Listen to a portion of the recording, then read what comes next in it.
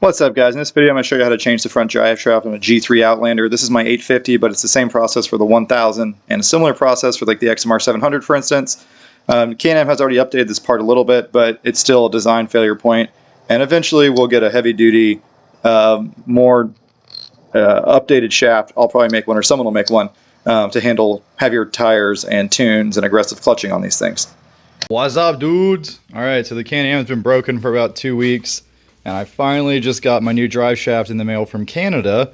I ordered through Partzilla. They said it was in stock. Of course, they always lie. They've been terrible lately about that. Took about 2 weeks to get it from Canada. Shipment was delayed. There's all kinds of shipping problems worldwide right now because of all the tariffs and crap. But anyway, we're going to change it out and get it fixed up. So the way this front drive shaft works is it's 2 universal joints, and then there's a slip joint in the center that should make it very easy to install. A lot of drive shafts don't have that. You got to twist the motor over, pull the front diff, etc. However, something in the slip joint broke. So mine is sheared in half in the center, I think. So we're going to go ahead and pull the tires off, pull off the inner fender liners, probably pull off this little intermediate liner, give us plenty of room to work in there. We're going to get the old shaft off, and we're going to tear it apart and inspect it and put the new one in there. People have been breaking them on the XMR 700s, and now that the 850 and the 1000 are out, they use the exact same shaft, and Can-Am did not update it. So everything else in the drivetrain got beefed up on the 850 1000, axles, rear end, all that stuff. But the front drive shaft did not get beefed up, and of course that's the thing that's going to fail left and right. I did break it running 33-inch Aztecs on 18s, which is kind of a big tire for an ATV. But I wasn't doing anything that stupid. They just kind of caught the ground and popped it. So we got to fix this, and then we got to see what's the next thing down the line that's going to break. The U-joints are pretty beefy. They're sealed well. They're held in with snap rings. They're not just press fit. That's nice to see.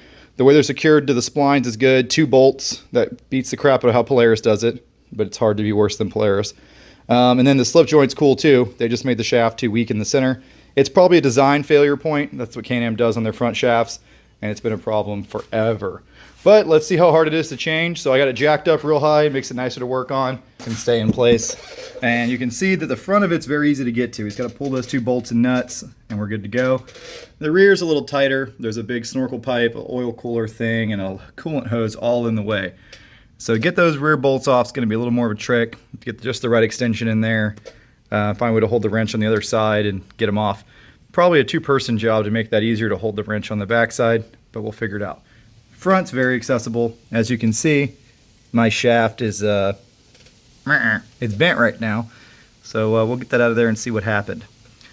Now the reason this thing is so cluttered is because of this giant belt piping.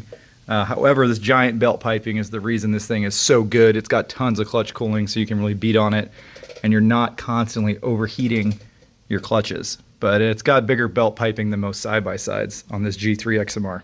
This is slightly tricky, so I figured I'd show you guys. We got our Amazon special hanging light here. We ride some light, and then we got, of course it all falls off, 1/2-inch extension with a wobble to a 13, and you can get on this one just barely.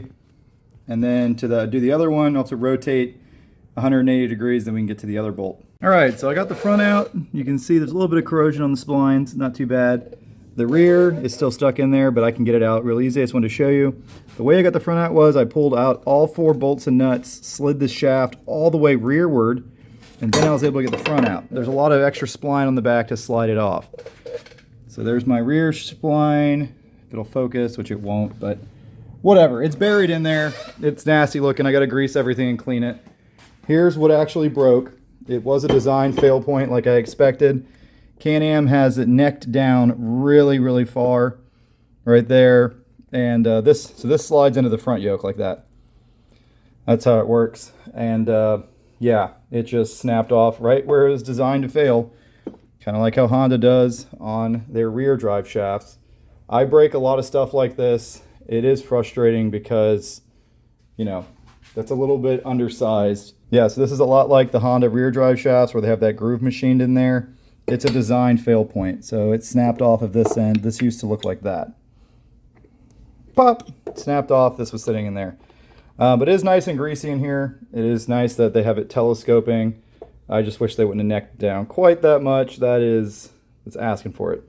This is designed to protect the front diff of the transmission, but it just broke way, way, way too easily, which is what I find with a lot of these failures. It's just undersized.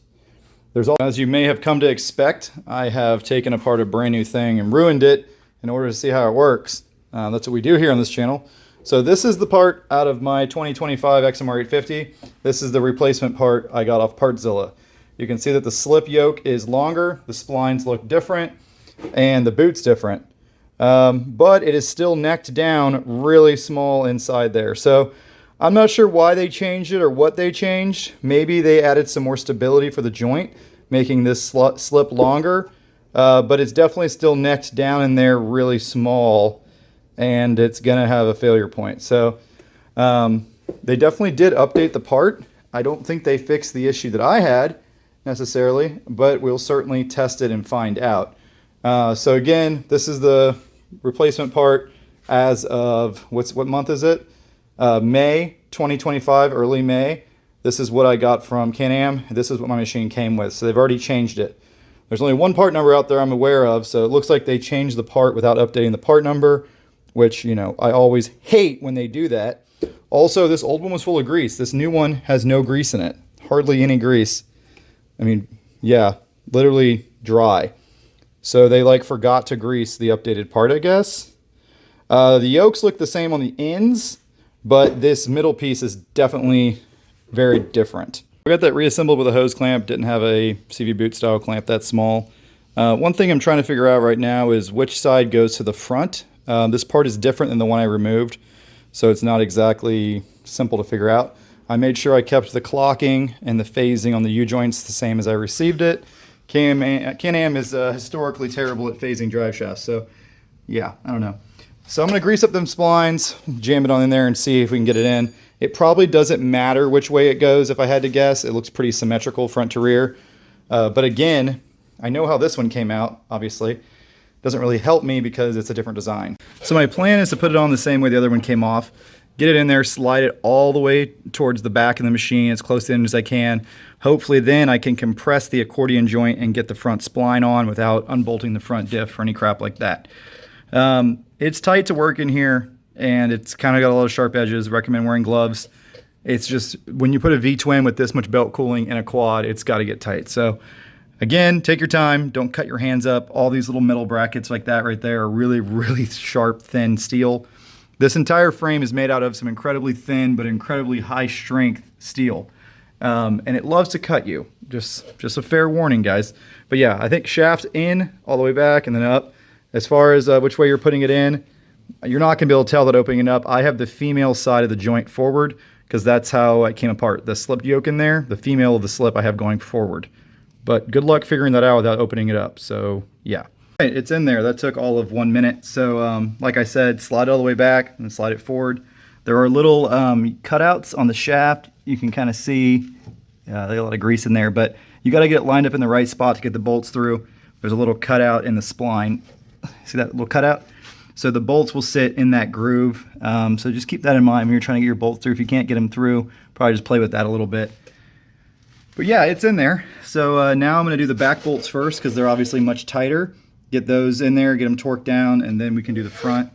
Because there's an accordion and there's some slip, you don't have to do them at the same time or anything. Yeah, this job's probably easy on the 700, but it's definitely tight to get to those bolts back there. Okay, so job complete. The Can-Am has a new front drive shaft and very nicely greased up splines. So it's definitely a pain in the ass job by yourself. I had to get someone else to hold the back of the wrench and help get these things torqued down. One thing to be aware of is that the line between being properly torqued and the bolt shearing off is pretty small. So don't just hit it with a 1/2 inch impact. This is a small M8 bolt. It will shear. So one of these bolts is now a Honda bolt. So we've improved that. But yeah, we are 4-wheel drive again. We'll see for how long. Angle doesn't look that bad on those joints. There's just a little bit of offset. So yeah, pretty cool. Check out this stupidity right here. The OEM CV boot is rubbing the OEM CV boot guard on both sides. Kind of surprised it hasn't cut the boot yet. That is a design flaw and a half. Rubbing up on it pretty hard, you can see a mark on the boot. Those are getting deleted and they're riveted, so gotta drill them out. Great, typical Can-Am crap. Alright guys, that's it for this video. Not a bad job. The manual says you need to pull the axles and the diff and all kinds of stuff. That's silly. It's designed to come out very easily. The splines on the back of the drive shaft, on the engine output shaft, are very long, so you can just slide it back, compress the slip yoke, and it comes right out. Definitely helps to have two people though.